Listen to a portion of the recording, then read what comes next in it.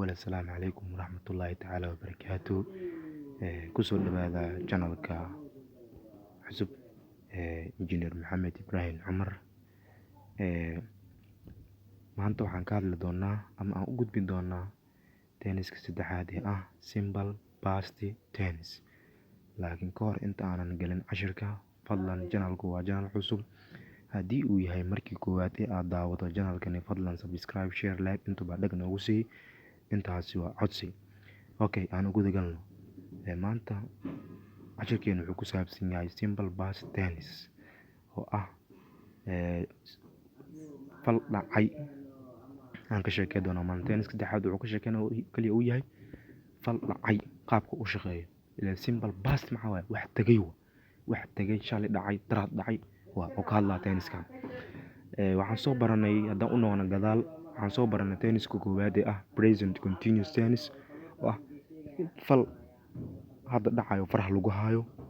sidoo kale waxaan soo baranay tenniska labaad oo ah simple present tennis oo ah fal maalin kasta dhaco oo faraha lagu hayo. waxaan soo baranay. maanta waxaan ka hadli doonaa tenniska saddexaad oo ah simple past tennis oo ah fal dhacay. aan ka hadli doonaa.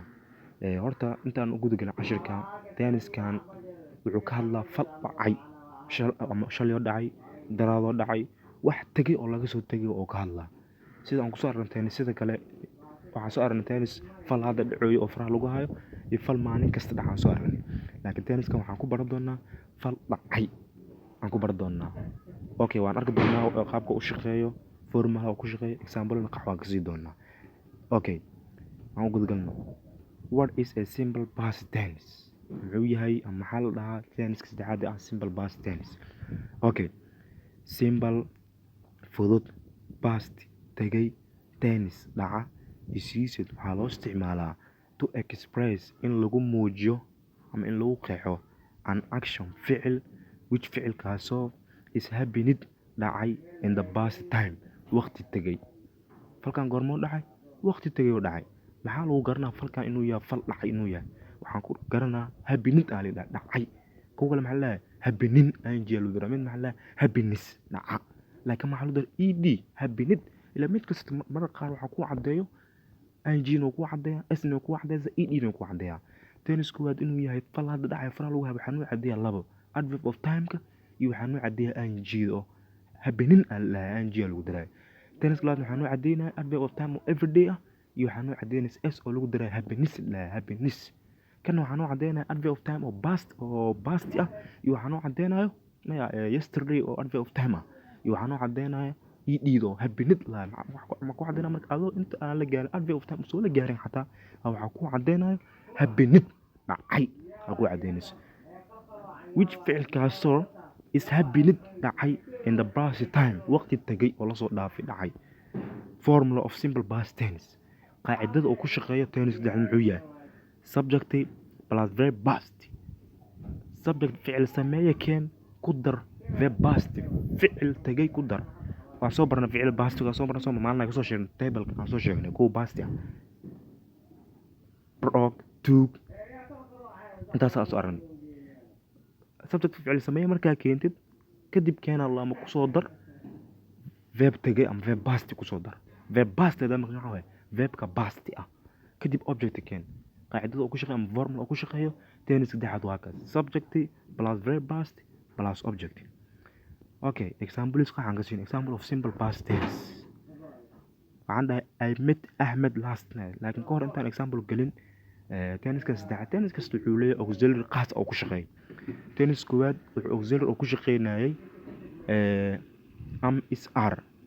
sidoo kale tenniska labaad wuxuu auxiliary oo ku shaqeynayay do it does.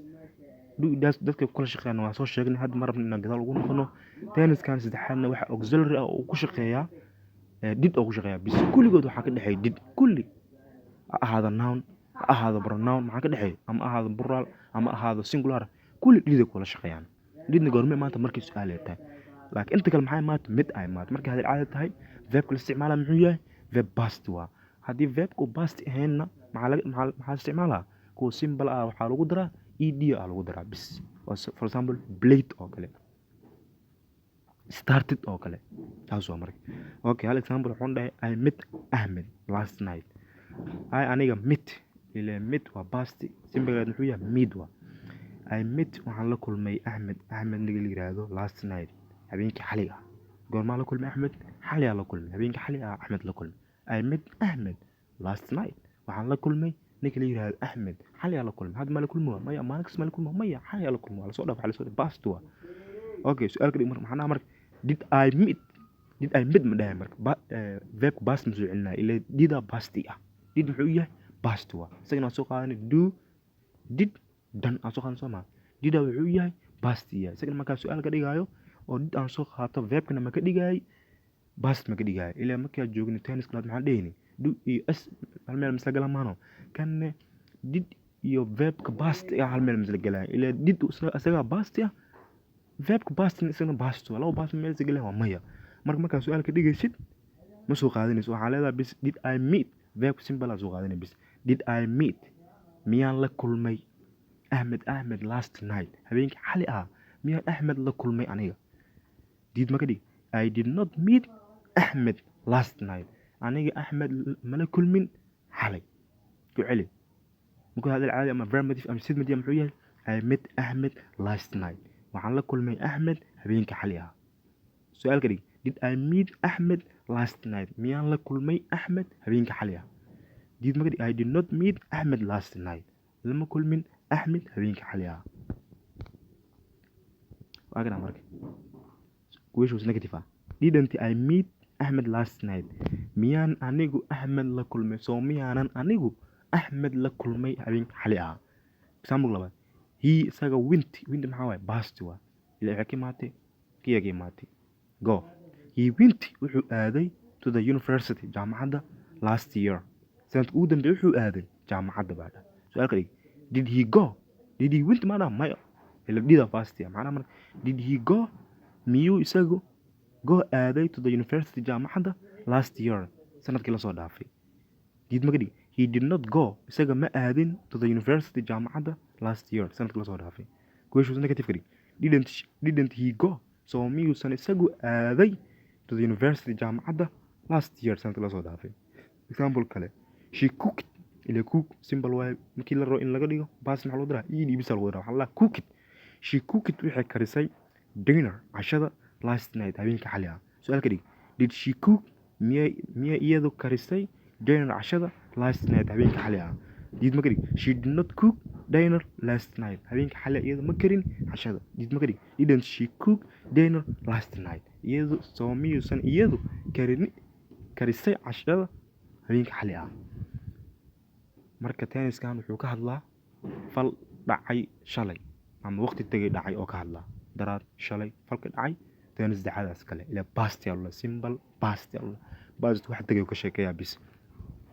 tenniskan waxa auxiliary aan dhaanay kulli dhida auxiliary wax la kala saaraa mana dhida auxiliary.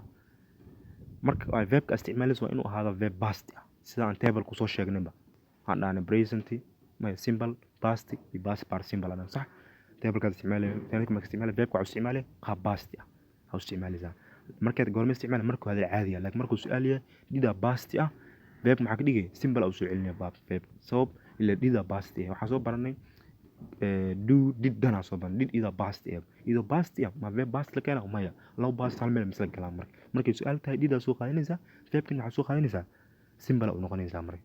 okay cashirkeena intaas ayuu ku egyahay. fadlan haddii aad rabto in cashiro fara badan aad ka daawato janaalkani ama aad ka barato grammar iyo tennis iyo casharaba practice oo ku xiisi geliya fadlan janaalkani waa janaal cusub haddii uu yahay markii koowaad ee aad daawato janaalkani fadlan subscribe share like intuba dhag noogu sii si aad u hesho cashiro iyo grammar iyo tennis ku xiisi geliya.